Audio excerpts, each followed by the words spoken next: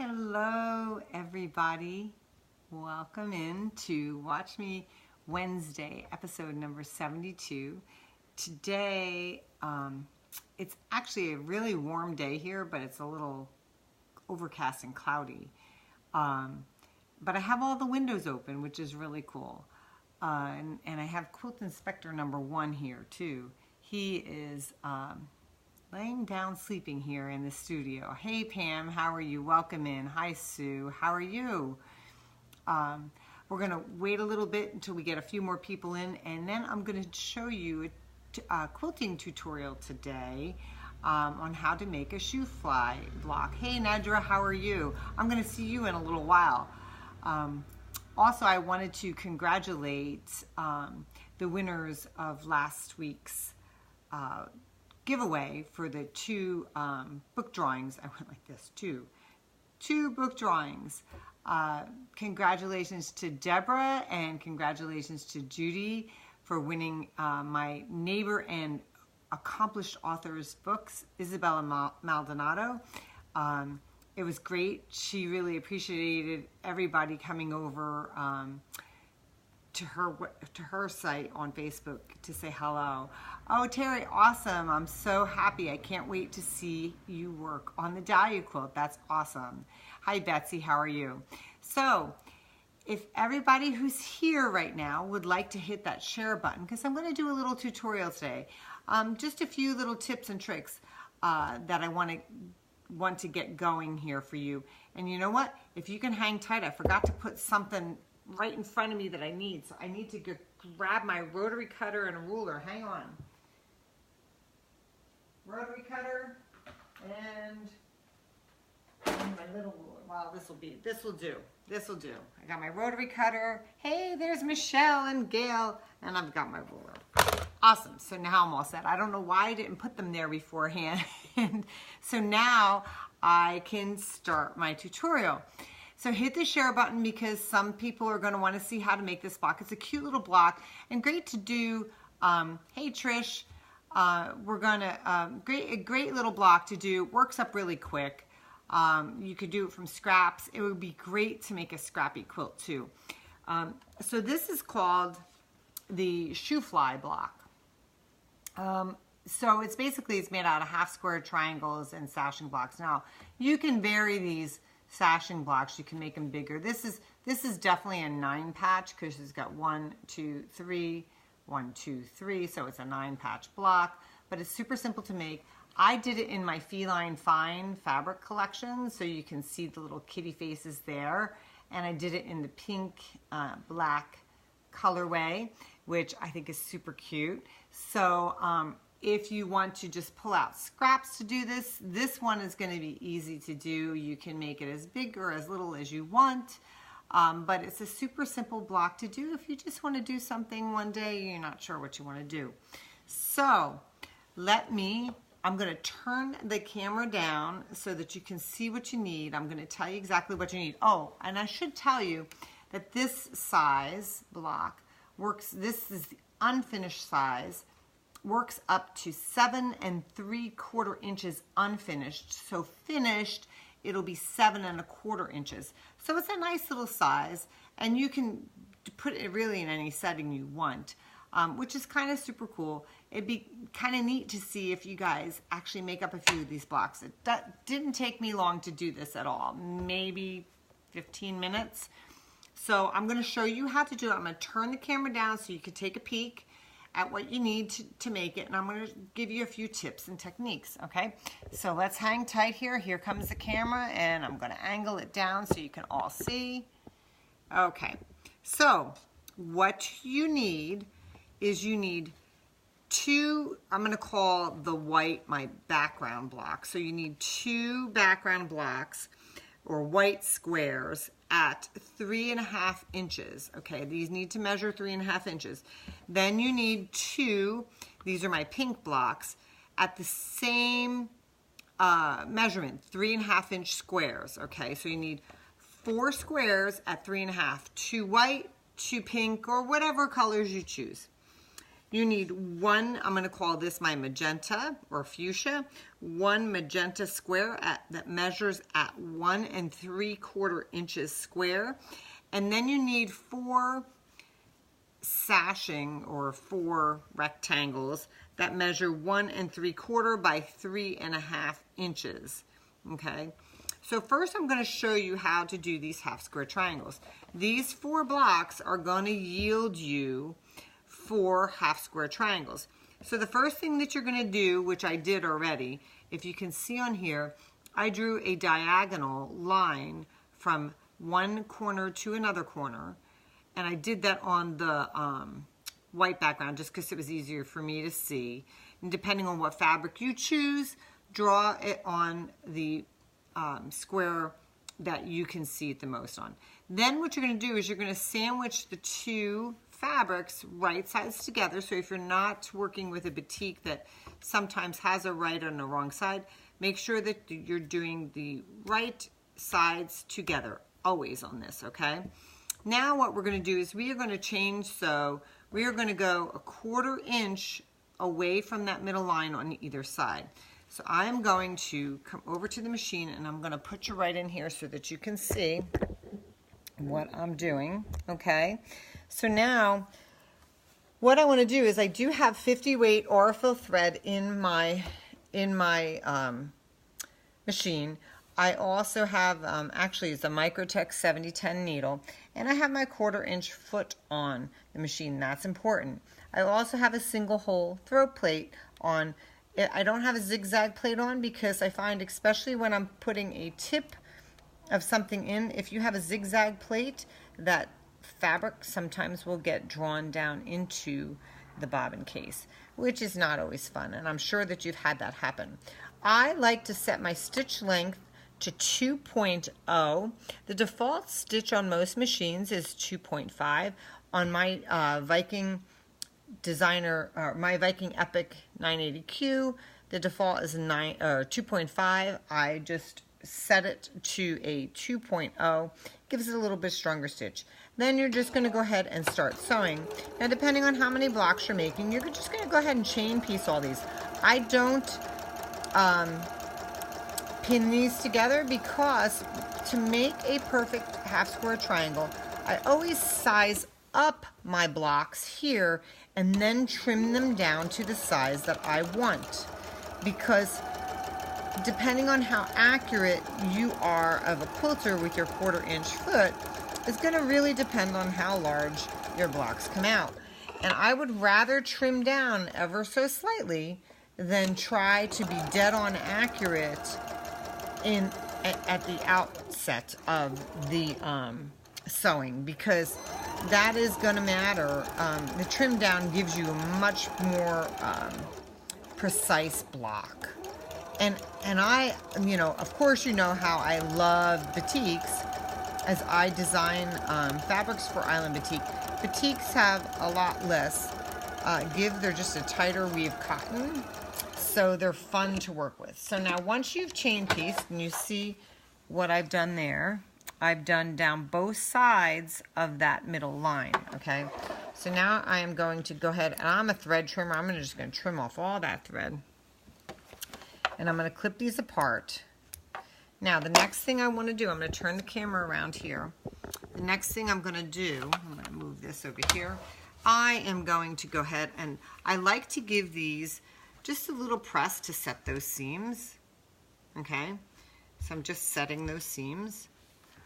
And then we're going to come back here, and we are going to cut these 2 apart. So you're going to cut right on the line that you've drawn. Okay, so now you have 2 triangles here, and then do the same to the other one, and you have 2 triangles here. Okay, now we're going to go ahead and we're going to press these once again, and I am going to press these to the darker side. Since I have a light background, I don't want any shadowing, so I give it a press here, and I'm just going to press it open. Now you can give it a little bit of a shot of Mary Ellen's Best Press if you desire. I usually do. I'm not at the moment just to save time, but I do use a dry iron because dry iron, or the steam I should say, does tend to cause some distortion. What I also like to do, and I don't know why I'm not doing it right now, is I like to line them up like so. So you're giving one a press, when you're giving the one on the top a press, and I think I showed this in one of my other tutorials, when you're giving one on the top a press, the other ones are getting kind of a second press, if that makes sense to you. So you're getting a nice crease in there, okay? So now, once this is all done, okay, once that's all done, and we're gonna bring it back here. Sorry, I'm moving the camera around, but I want you guys to see exactly what I'm doing here. Okay, I'm gonna set these aside here for a second. Now, we have these blocks, but I wanna trim these down to a 3.5 inch. I wanna trim them down to 3.5. So right now they are, I believe they're like 4.5 or whatever. So they are actually just under 4 inches, but I wanna trim them down to 3.5. So, actually, let me pull this back just a little bit. So on this ruler here, and actually I have a smaller ruler, which I probably should have brought over. This has a 45-degree angle. I'm gonna lay that right on that seam, okay? And what I'm looking for here is the 3.5 inch mark. So I have some fabric to trim on the right side and the top. Once I've laid that 45-degree angle on that seam, then I'm going to turn it and trim the other two sides at the 3.5 inch mark. But what I'm doing here is I'm laying that 3.5 inch mark on the left side and the bottom so that I know that this is one square block, and I want it to be square at 3.5 inches. So now I've got, oops, I missed a little number there. Now I've got a perfect 3.5 inch block. So I'm going to repeat and do the same for the other three. So now I lined up that 45-degree angle on that seam allowance. There we go, got that little number. And I'm going to turn it a half turn, lay it back down, lining up that 3.5 inch, oops, okay, 3.5 inch here, 3.5 inch here, and that 45-degree angle on that seam, and trimming the excess away. Now I've got two, and I got two more to do, and then I'm going to show you how to set up this block, which is really cool. You can see this block is really quick to make. And how cool would this be to go through your scraps and just make a scrappy Shoo Fly quilt, or like a little table topper or something, just to kind of get rid of your scraps, because they're not big pieces that I'm using here. So it would be really simple to do that. You can go through your scraps and get some coordinating colors if you like, and then just kind of maybe do a block a day. That would be kind of cool, and just kind of plop them up on your design wall, see what you come up with, and how fun would that be, right? So last block here. And again, remember, it's 3.5 inches. I'm laying that 45-degree angle right on that seam allowance, right there. And then I'm trimming a little bit away from the right side and the top. And then I'm turning it a half turn. And I'm lining up my 3.5 inch. Oops. There. Sorry. I'm getting jiggly here. A little jiggly. 3.5 there and 3.5 there, and that 45 here. Trimming it up, and I love all the little trimmings. Trimming it up on the right and the top. And now we've got our blocks, okay? Our trimmed up blocks. And how we arrange this is I'm going to show you the Shoo Fly block kind of goes, well, here's the block. So we're just going to line it up just like this. And then I'm going to show you how we sew this together. So I'm going to put my black pieces that I had to cut in here, just like sashing. And it really comes together fairly quickly. And the nice thing, I didn't use any pins in this, and using batiks makes it easy not to do that. So this is how we're gonna lay it out. And I'm gonna sew these 3 together, these 3 together, these 3 together. I'm gonna press everything towards the black. So on every piece, it's gonna go towards the black. So that way the seams will nest, okay? So I'm gonna bring you back over here to the sewing machine, and I'm gonna do this, and we're gonna do it fairly quickly because it goes together so nice and easily. So I don't use pins because I've cut everything super exact, and it's not, oh, my thread is like up there, come on, there we go. It's super exact. If you do and if you're really good with your 1/4-inch seams, you're gonna be so happy with how this goes together. So now I'm just gonna keep, because it's only one block, I'm not really chain piecing anything. So I'm gonna take that other one and make sure when you're putting your half square triangles on, you're doing it the right way. The background white should all be facing towards the middle. And of course, unless you wanted the pink in the middle, that's fine too. It would give you a whole different look. That's not the look I'm going for on this particular block. So now I've got that one done. I'm going to do all the sewing first here on each row, and then I'm going to show you the pressing, and then I'm going to show you how to put it together. So now we have the middle row. Okay, so we have to join this block, this little cornerstone, I should say, to the little piece of sashing. And when I cut this one, I should have thought about it and cut one of my kitty faces out right in the center. That would have been cute to fussy cut, but you can see I have the mice on this one, so it's cute. Cute anyway. And if you haven't seen my Feline oh my God, say that 3 times fast. My Feline Fine Fabric Collection yet. I do still have it available in my shop, so you can get that. I'll put a link above us afterwards so that you can purchase it if you like. And there's the middle row. Okay, now we're going to do the last row, and we're going to put the sashing there. I'm calling it sashing only because it is smaller than the actual half square triangle.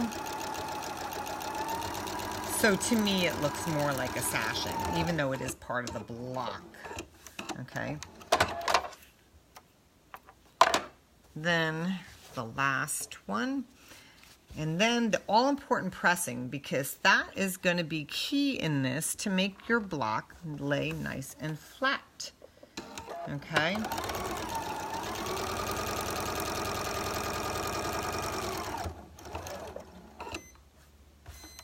Okay, so now we are ready to do the pressing. Now remember, I'm going to bring you over here and I'm going to show you how to press these. So remember I said it's got to go towards the black, the sashing. So I'm going to do one at a time, and I'm going to give it a press here, and then I'm just going to press it towards that black. Okay, just giving it a press. Really simple, easy. You don't have to, you know, manhandle this and get it nice. You don't have to push it. You don't want to push it, because if you push it, you're going to stretch your fabric, especially if you're using a print. See how nice and flat that looks? Very cool, right? So that's the one. Now we are going to do this also towards the black. The middle row is going to be towards the black. Reason being is because we want these seams to nest when we join the rows. So I'm just giving, and no, it's a little tighter on this one because it's a smaller piece, but you can do it. I know you can. I know you can. And yes, you can use a little mist of Mary Ellen's if you like. See how nice and flat that is? So that's the next one. And then the last row, super simple. Super simple. Just pressing it towards that sashing. I like to set my seams first.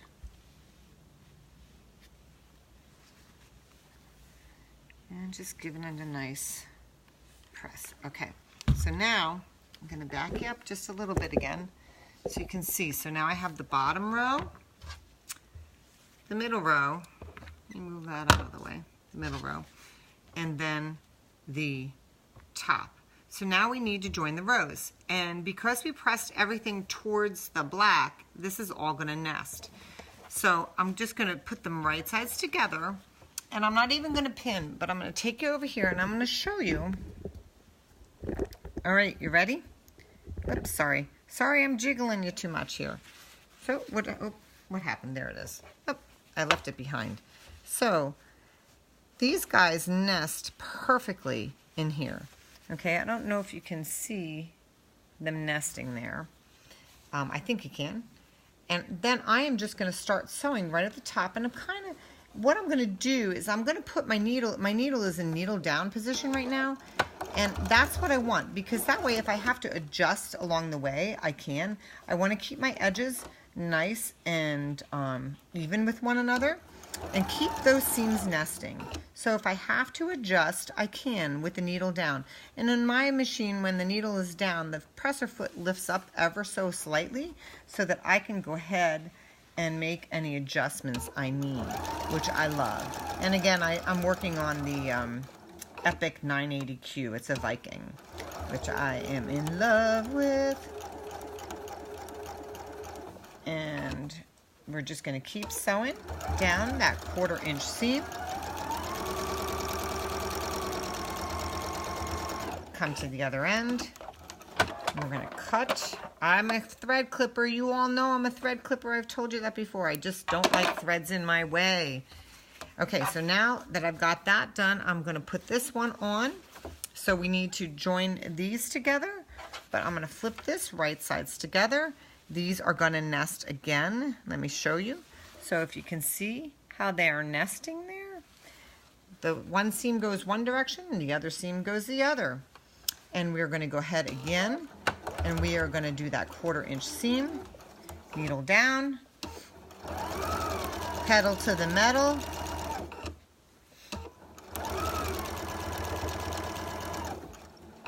and just keeping those edges nice and even.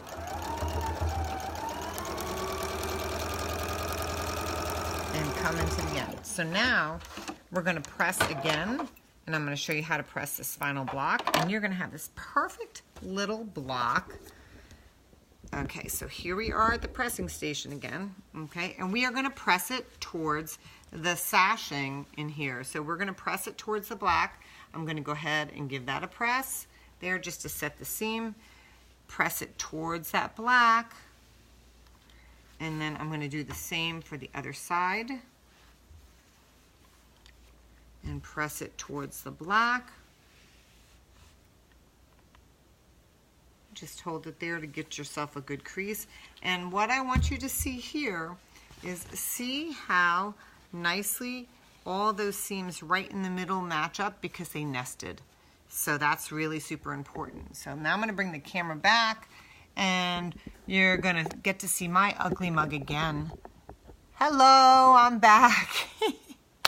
So anyway, I have these two beautiful Shoo Fly blocks. Okay, and by the way, Shoo Fly blocks have a special meaning for me. I don't know if you're aware, but my husband, he is from Pennsylvania. He's Pennsylvania Dutch. So we've had our fair share of Shoo Fly pie. If you've never had it, it's something that you need to have. It's really sweet. It's there's a lot of molasses in the bottom, but that is so Shoo Fly has a little bit of a special meaning to you. Thanks, Nedra. Oh, thank you, Bonnie. Yes, my ironing board here, the cover of that is it's actually fabric that's on my windows too, so it's kind of matchy-matchy. Anyway, I hope you liked this little tutorial. If you did, I would really appreciate it if you would share it with your friends, because they might want to make this block. It would be a great block for you to make as a little, maybe even a block swap. That would be awesome. It would be cool to see what you guys all do. Thank you for the love, guys. I appreciate it. I will put a link above for my Feline Fine Fabric Collection if you want to do it out of the kitty fabric too. So I hope you enjoyed, and I hope you have a wonderful week this week. And I'd love to see if you make this block, please post it. I'd love to see it. It's going to finish up. Like I said, this block is going to finish up at 7 3/4 inches, or I'm sorry, unfinished 7 3/4, and it will be finished at 7 1/4. So it would be great to see what you come up with. I'd love to see it if you make a scrappy block or if you do a block swap. It'll be a lot of fun. So anyway, take care, everybody. Have a fantastic week, and I will see you guys all next week. Take care. Bye-bye.